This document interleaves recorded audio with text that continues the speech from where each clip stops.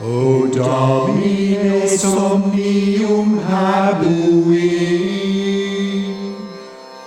eri ne veniat verum, in cielo deprehensus sum cum homibus, quos ego novi, in scola sebus Oh, how bothersome! Where is it? It must be in here somewhere. Heywood, will this be what you're looking for? Oh yes, well, yes. Well, I told you before, there'll be no more drink for ye. It's the curse of the modern world. Sobriety is the way to the kingdom of heaven. Wait, the abstinence from all forms of sin is the only way to reach the glory of the Lord. Well, I'm sure he will forgive the occasional lapse. No. I mean, the drop should pass the lips. Temperance is next to godliness. Oh, really? Any contravention will see all go to hell when the devil will be waiting to administer his deserved punishment for the length of eternity. There will be no respite from his wrath. And as for the other sins, especially those of the flesh, they are also an abomination. I can't say no more because I don't want to pollute my own mind. That's a bit strong, isn't it? Anyway, could I just borrow the key? No chance. You may be a weirdy bishop, but I'm doing you a big favour. I'm doing it to save your soul. Oh!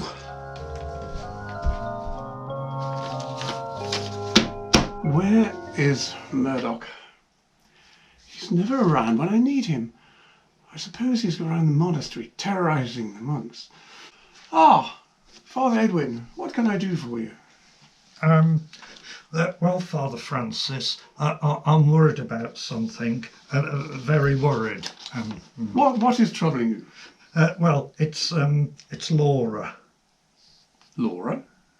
Yeah, she hasn't spoken to me all week. I think I may have upset her. What? What makes you say that?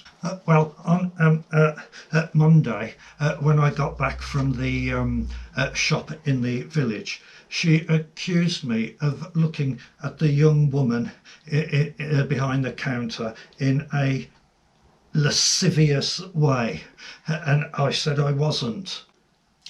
Was Laura in the shop with you? No, she was at home. Well, how did she know you were looking at the woman that way? The woman in the shop must have told her. Right. Where does Laura live? She lives in the next village. Which one? Parsons Nancy. Father Edwin, are you sure Laura exists? Because no one has ever seen her. Yes, she does exist.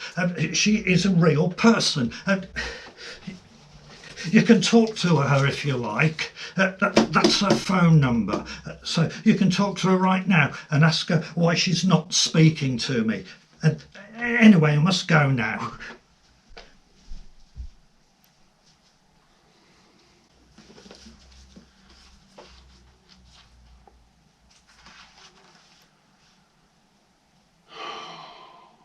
I thought so.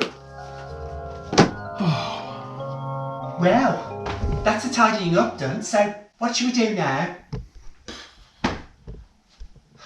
I know, look, let's play ball. Okay. Yeah! Okay, to you. And to you as well. And to you. There you are.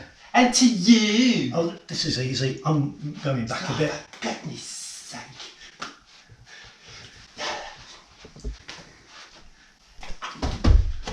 You're throwing it too hard, you're doing that deliberately. You're doing it too hard, you're throwing it deliberately. Oh! 1 point to me. You did that on purpose. I won't be able to sing properly now because of you. You're going to have a sore willy. You said Willie. I'm going to tell the Abbot you said Willie. No. Mr. Abbott! Right, let's play properly.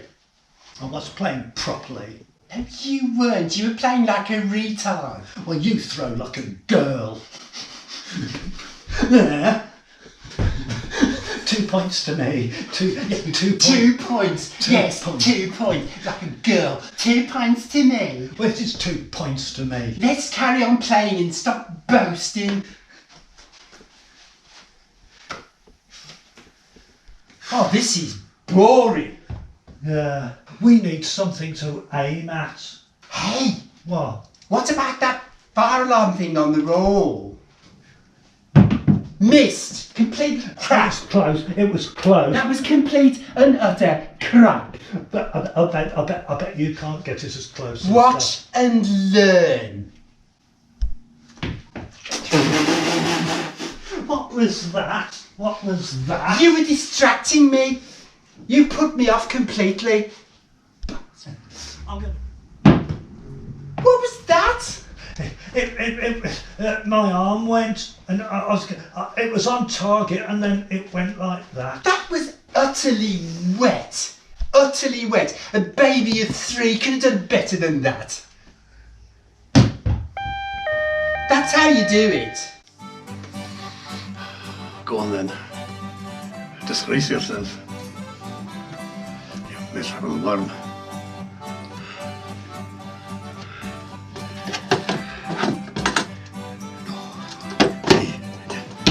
You can resist if you try.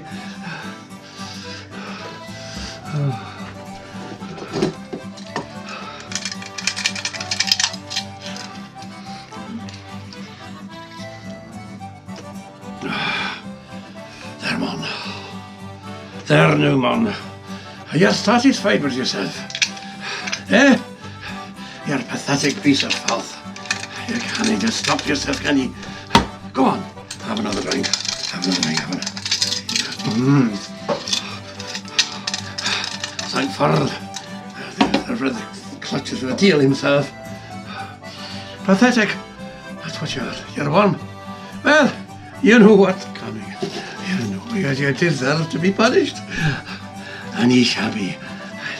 And no enjoying yourself like it did last time.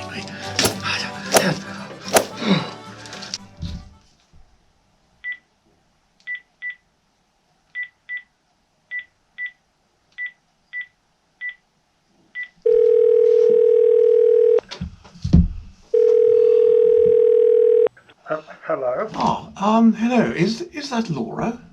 Yes, this is Laura. Hello. My name is Father Francis from the Monastery of St. Mungo. Oh, that's where my boyfriend, Father Edwin, is.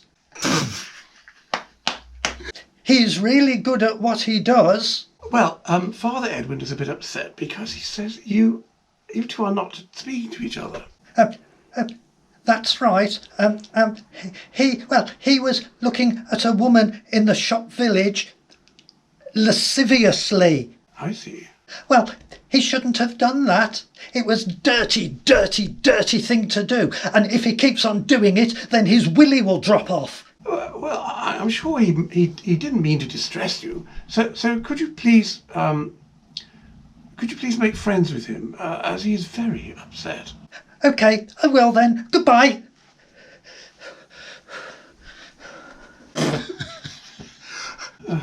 Goodbye. I am dealing in a world of fools. Oh, dear Lord, what have I done was so bad that I... Oh, what now? This alarm wouldn't have anything to do with you two, would it? No. We were out in the gardens. We came back to the monastery when we heard all the alarms going off. Yes, that's right. It's exactly what he said. Yeah. Well, the alarms wouldn't have gone off if you hadn't have thrown the ball at the fire alarm. Well, you should have caught it. Right, just because the alarms have sounded. Just because they've sounded doesn't mean you can escape your punishment. And if there's a conflagration, and it does consume your miserable soul, then it will just be a foretaste of what you can accept when you get to hell. I haven't had time to prepare a proper parable this week because I was in bed with a poorly tummy from eating too much chocolate after Laura left me. We had made up after she accused me of looking lasciviously at another woman, but then we had another row over whether she should be able to wear a bikini on the beach, which is dirty and only strumpets do that sort of thing. But she's come back now and she said that I was right all along. So today I thought I'd read a story from my book, and I have picked on the destruction of the town of Jericho, which you can find in Joshua 6, which is, of course, in the Bible. Now, God ordered the city of Jericho to be destroyed. The people who lived there were wicked, and he ordered the Israelites to attack the place. Now, the Israelites were camped at a nearby town called I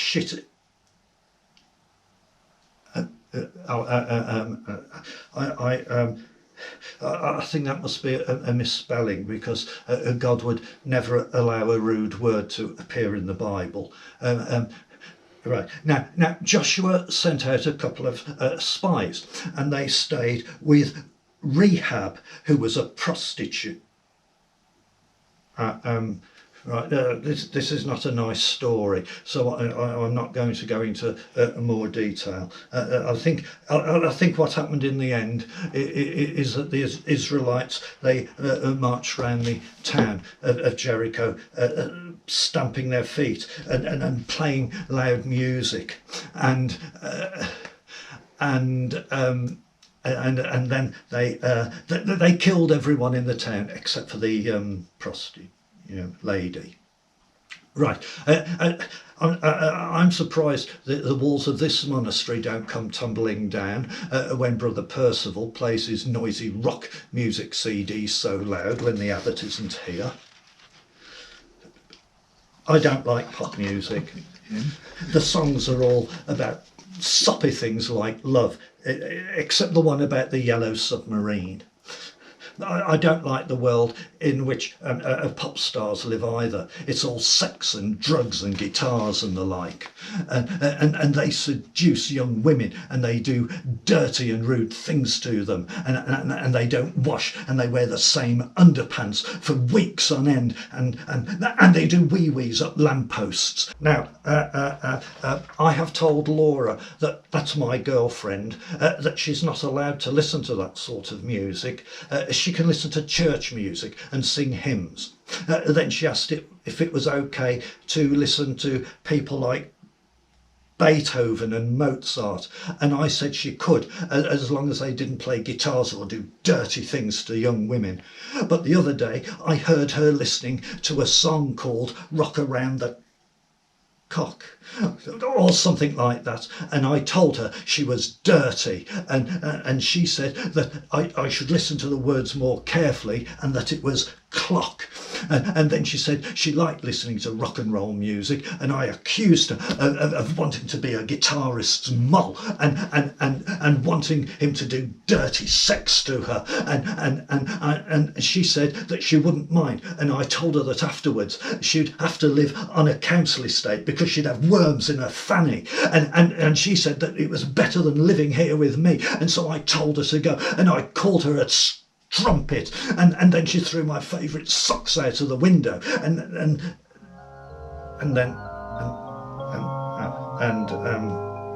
that's the end of the parable for today. God bless. Oh Lord, I had a dream last night. Don't let it come true. I was trapped in heaven with